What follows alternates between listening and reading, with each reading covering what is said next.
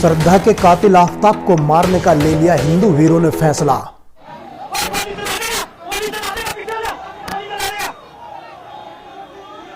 निकल पड़े नंगी तलवारें लेकर हाथों में।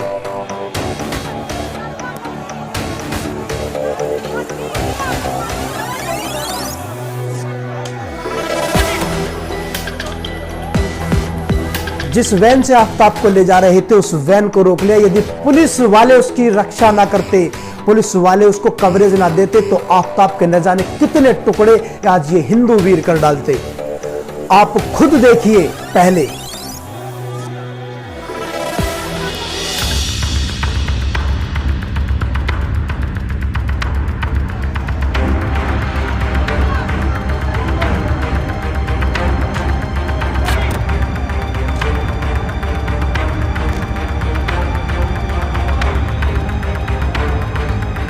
आप खुद सोचिए कि इन भाइयों को आफताब को मारने की आखिर जरूरत क्यों पड़ी। ये तलवार है, आगे से हम गोली भी चलाएंगे, सबको मारेंगे। इस वक्त हम और जब एक गुस्साए कि हिंदू वीर ने ऐसा कृत्य करने की ठानी तो ये नए सवाल कर रही हैं। आप खुद देखिए। हम पुलिस तो इसको सेफ्टी दे रही है। हम पुलिस तो इसको सेफ्टी दे रही है। सेफ्टी कर रही है, हमारी बहन बेटी पुलिस क्या कर रही है? मैडम मेरी आपको किसने हक दिया तलवार लेकर दौड़ने का? आगे आपको किसने हक दिया तलवार लेकर दौड़ने का? आपको किसने हक दिया तलवार लेकर दौड़ने का? आगे अब आप खुद विचार कीजिए कि इन भाइयों को आफताब को मारने की आवश्यकता क्यों पड़ी। और जो मैडम कह रही है, ये मैडम का पता नहीं है मैडम कौन कह रही है, इस भाई से कह रही है कि आप क्यों तलवारें लेकर के निकल रहे हैं, आप ऐसे निकलेंगे तलवारें लेकर के। अब इन मैडम से रीगल भारत भी ये पूछता है और एक हर सनातनी हिंदू और वह बाप जिसकी बेटियां है वह पूछता है कि क्या मैडम जो लोग बहन बेटियों का कत्ल कर देते हैं उनको पूछने की हिम्मत तुम्हारे अंदर है? क्या आपने उनसे पूछा जाकर के कि तुमने किस वजह से या क्यों किया तुमने इस तरीके से जघन्य अपराध? पास में जाकर फटकी भी नहीं होंगी। देखिए ये इतिहास नया नहीं है, इस प्रकार का इतिहास नया नहीं है। हम जब इतिहास के पन्ने पलटते हैं, जब भारतीय इतिहास को देखते हैं, जो वामपंथियों ने लिखा है उसमें तो हमारे जितने भी मलेच्छ हैं इनको सबको महान और बड़े प्रतापी शासक के रूप में प्रदर्शित किया गया है। लेकिन इतिहास के सच्चे पन्नों को जब टटोला जाता है तो हम देखते हैं कि जिस धरा के हिंदू वीरों ने, सनातनियों ने जब उनकी भावनाएं आहत हुई हैं, जब उन्होंने देखा है कि हमारी धर्म संस्कृति पर कुठाराघात हुआ है, हमारी मातृभूमि की, हमारी नारी शक्तियों का अपमान हुआ है, उनके दामन को तार तार किया गया है, तो अरब में जाकर के मारा है मलेच्छों को भारतीय सनातनियों ने, चाहे वो बप्पा रावल हो चाहे नागभट्ट हो। और इतना ही नहीं, भारत भूमि में ही गाड़ दिया, बांसों से ही खोद करके गाड़ दिया 10-10 फीट अंदर। महाराजा सुहेलदेव जैसे शासकों ने जब उन्हें पता चला है कि हमारी धर्म संस्कृति पर और हमारी नारियों का अपमान इन्होंने किया है। रीगल भारत पूछता है इस वीडियो के माध्यम से कि ऐसे अपराध करने वालों को यह अधिकार किसने दिया? भारत भूमि में रह करके क्या भारतीय संस्कृति को, भारतीय सभ्यता को अपनाया नहीं जा सकता? और यदि भारतीय संस्कृति को कोई नहीं अपना सकता है तो सही मायनों में वह भारतीय ही नहीं है, वह विदेशी है। हमने आफताब और श्रद्धा को लेकर के अनेकों वीडियो बनाए हैं रीगल भारत पर, आप जरूर देखें उनको।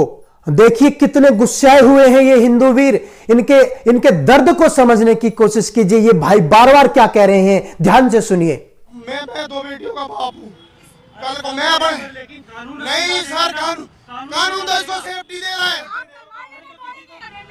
डर हमारी बहन बेटी सुरक्षित नहीं है तो क्या करेंगे?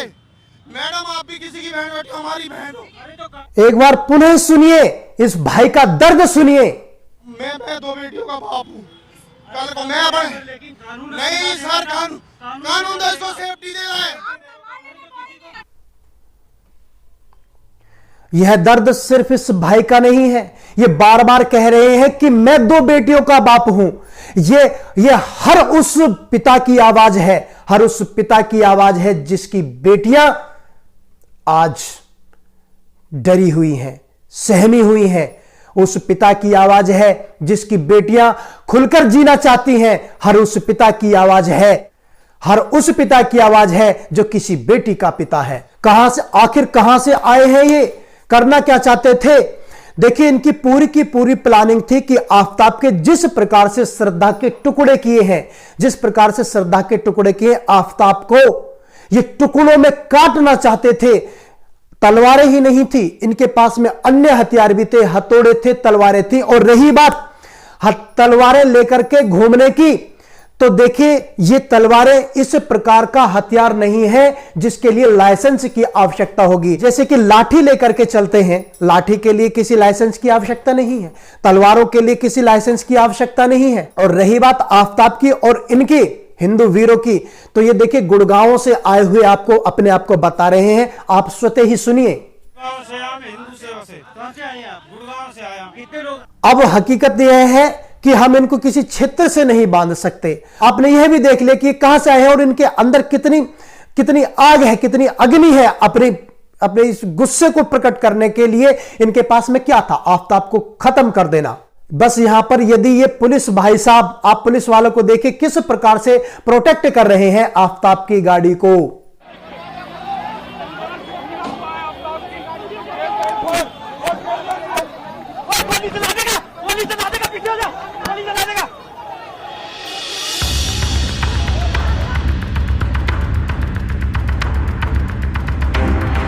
यदि यहां पर ये प्रोटेक्ट नहीं करते, ये रिवॉल्वर लेकर के, अपने पिस्टल लेकर के तैनात नहीं होते, तो आफताब का रात ही काम खत्म हो गया होता। और यह भी हकीकत है, यदि आफताब का केस, देखो पहली बात तो ऐसा होना नहीं चाहिए, ये बाबा की सरकार में होता, यूपी में, तो इसका एनकाउंटर न जाने कब का हो चुका होता। ऐसी श्रद्धा को न्याय मिल चुका होता, श्रद्धा के माता पिता को न्याय मिल चुका होता। हमें प्रशासन से शिकायत नहीं है, वो जिस प्रकार से तफ्तीश कर रही है, जिस प्रकार से जांच पड़ताल कर रही है, वह पूरी कोशिश में है, चाहती है कि आफताब को फांसी हो। क्योंकि आफताब ने कहा था कि मैंने जानबूझ के कत्ल नहीं किया, यह गुस्से से हुआ है। अब जब गुस्से से हो गया तो उसमें उदाहरण भी है सिद्धू का भी, तो उसमें कोई ऐसी सजा नहीं है, नॉर्मली सजा होती है, छूट जाते हैं। लेकिन पुलिस ने अपनी पूरी जान लगा दी कि सच को निकालने के लिए आफताब से, देखिए जो इंस्पेक्टर है जो इसकी देख रेख कर रहे हैं, उन्होंने आफताब को भरोसे में लिया और इसने अपने ही मुंह से सब कुछ कह डाला। इसने पूरी प्लानिंग रची थी, 1.5 साल पहले की प्लानिंग थी इसकी। हमने रीगल भारत पर वीडियो डाले हुए हैं, आप जरूर देखना।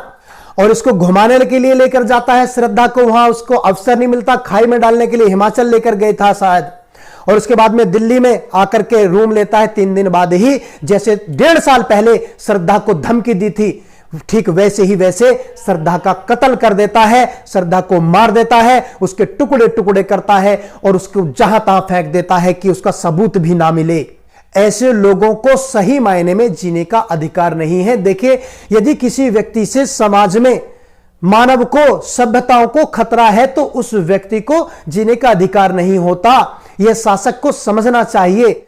बहुत से लोग कहेंगे कि क्या तुमने ठेका ले रखा है इस बात का, क्या तुम डिसाइड करोगे किसको जीने का अधिकार है, किसी को नहीं है? यह सामान्य सी बात है। इंसानियत को यदि किसी से खतरा है तो उस खतरे को नष्ट कर देना चाहिए। और यह भी निश्चित है, यदि प्रशासन अपना कार्य सुचारू रूप से नहीं करेगी तो ऐसे भाई सामने आएंगे। भाई और प्रशासन को यह भी समझना चाहिए, यदि ये अभी तो 10-15 है, 10-15 से लाख 1.5 लाख बनने में समय नहीं लगता है। अपनी रक्षा के लिए जब प्रजा स्वयं खड़ी हो जाती है तो बड़ी बड़ी सरकारें धराशायी हो जाती हैं। इसलिए सरकार को, प्रशासन को बहुत जल्दी से सख्त कदम उठा करके ऐसे अराजक तत्वों को सजा देनी चाहिए। देखिए, श्रद्धा क्राइम की अब एक हिस्ट्री बन चुकी है। हम इतिहास से सबक लेकर के आगे बढ़े और अपने बच्चों को संस्कार दें, अपने बच्चों को ऐसे लोगों से बचने की सलाह दें, उनके दिमाग में बचपन से ही डालें। अपनी सुरक्षा, अपनी रक्षा अपने हाथ में है।